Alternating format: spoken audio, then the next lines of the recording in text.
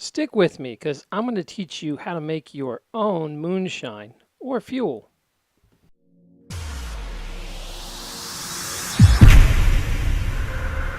The process of making moonshine is pretty much the same for making fuel. So I'm going to show you how to do it. You're going to start by heating up some water, about 3 to 4 gallons. You don't have to be exact here. Then you'll add your starch of choice. For this demonstration, I'm using corn. Okay, so we started with 6 bags of organic yellow cornmeal. Now, this has been boiled.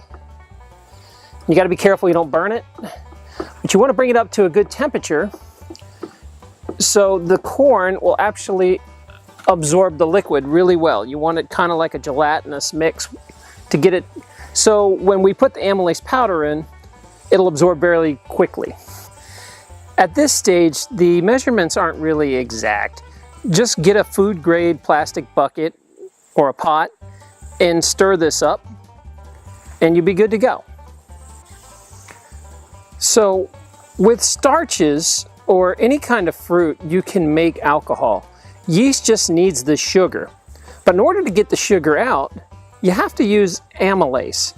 Now in nature, this is done basically when a seed sprouts, it creates its own amylase. So sometimes in some brewing, they'll actually throw sprouts or ground up sprouts, things like malt, if you've ever heard of malt liquor. Malt is ground up sprouts that they throw in to get it started.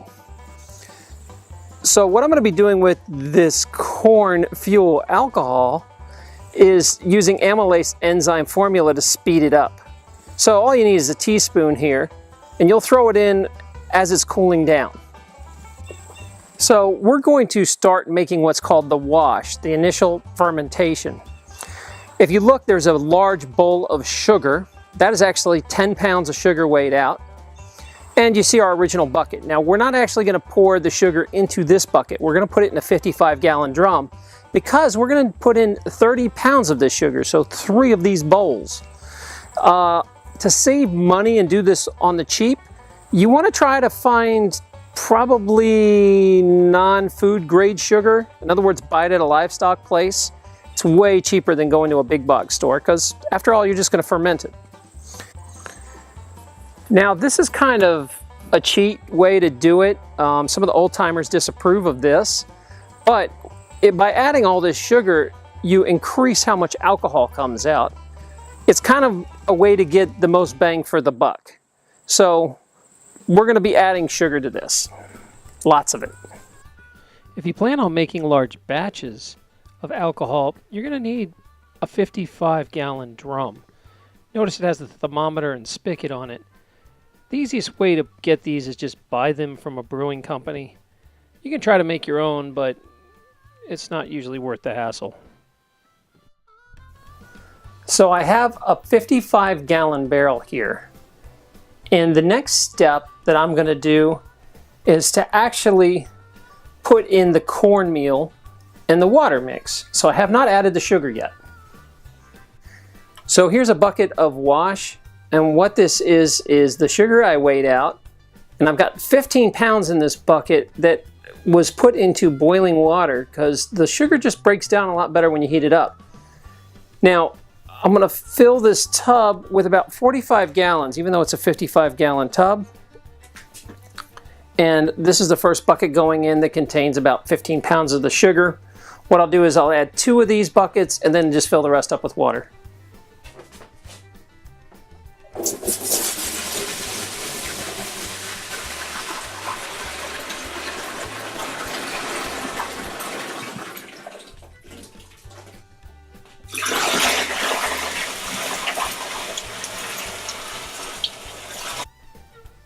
So the wash is almost finished. The 55-gallon drum will be filled up to 45 gallons. And then I'll add this champagne yeast. The champagne yeast, I'm going to be putting 5 packets in. And this is advantageous because it can take a lot of alcohol. Some yeast dies at 12%. This is specifically good for a high alcohol content. You'll also need something called yeast nutrient. You'll put 1 teaspoon in per gallon, So we'll put 45 in here. And what this does is it's vitamins for yeast. It keeps them healthy so they reproduce. Also, you'll need something called yeast energizer.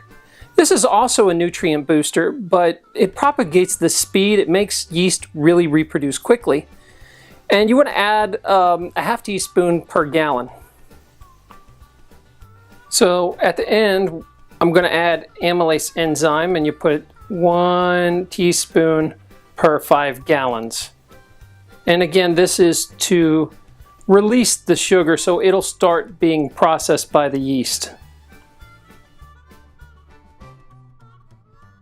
Before I get into the distillation portion of this, realize I'm using a large homemade unit. Many of you beginners just want to use a simple one you can buy like this. They run about $100 on Amazon, and I'll link them in the description. This is a good, inexpensive way to get started, and you can always upgrade and build your own still later. A week's passed. At this point, I've drained it and ran a hose and put it in the distillation unit. Since the corn's left on the bottom, you can reuse it, and I explain that here. So it's been a week. I've drained the bucket and left all the corn on the bottom, all the residue. So the wash is now, I'll show you where it went, into a distiller. But you're taking a look here, and what you can do is you can recycle all that corn that was on the bottom. You throw in some more sugar, fill it up with water, and it is fermenting away again for another run. As you do this over and over, the mix will grow more sour, and it's considered sour mash. It's the same stuff if you've ever heard of sour whiskey. You'll use it until the corn kind of turns white and gets spent, where there's no more starch left. So this is a homemade still. You can use this to actually do your own distilling. Now this is a demonstration I'm setting up here, but you can take a look. You can buy these drums on the internet, as well as bowls just right out at a normal store like Target or a home goods store. You can buy the piping here at Home Depot, this copper piping. And then it goes all the way up and the pipe splits. Now I'm going to explain why it does that here in a second. So what you're looking at here is a reflux distillation column. The section off here at the split, this is the condenser. And this is what turns alcohol vapors, it cools it back off and puts it back into its liquid form. Alcohol actually boils off at 170, where water boils off at 212. So we're mechanically separating them when we heat them up. So the alcohol steam raises up this column, goes into the condenser to the left, and you'll see some water pipes running into the condenser. Those actually go inside a coil that's in there, and that cool temperature of the water, the alcohol steam collects to the coil and then drips back down in here. So it's a faster way to get the alcohol to condense. And it runs all the way into a barrel called the thumper. Now, this is running down to this thing that some people call the thumper, but really it's a bucket of water. You'll see the copper coil here going down in it. Now, inside that copper is the alcohol, and some of it's still steam. So when it hits this cold water, it condenses it even further so you don't lose so much steam and you get a better alcohol flow. The old-timers also call that copper coil a worm. At the bottom of the thumper is a tube that comes out and simply a drain, and this is where you catch your alcohol. Now this same process is used to make fuel. So in some countries where this is legal, you could actually drink this right now. But in the US, usually you have to turn it to fuel by throwing wood alcohol in it. Now, one of the most expensive parts of distilling is the fuel. This propane tank is actually not that expensive, and it allows you to control the flame in a much more precise manner. But if you want to go old school or you need to save some money, you can just burn wood under here and monitor the temperature and adjust as you go. Well, this is the final collection bucket. Here you can make a pretty good amount of alcohol off that 55-gallon drum. Depending on the proof, you could run this through the whole cycle again and get it pure and pure alcohol and raise the proof. You can use multiple distillations to get it where you want. In the US, it is a federal permit. Basically, you have to say that you're going to make alcohol, get a little, I don't think it's very expensive, like a $20 permit, and then throw wood alcohol at the end and tell them. So you are allowed to distill your own fuel. Again, if you're watching this somewhere else in the world, you can pretty much drink it right now. Whenever you brew something, the yeast produce more than the ethyl alcohol. They actually produce something called congeners. Congeners are what actually give you a hangover. So if you remove them out in the beginning, you can drink this and not get a hangover. When you buy the cheap rot gut liquor, it always gives you a bad hangover because they're not real careful about removing the congeners. But when you get the high-end double and triple distilled, you can go out drinking and not get the hangover. This first part that comes off the run is called the heads. Usually you want to remove that to be safe.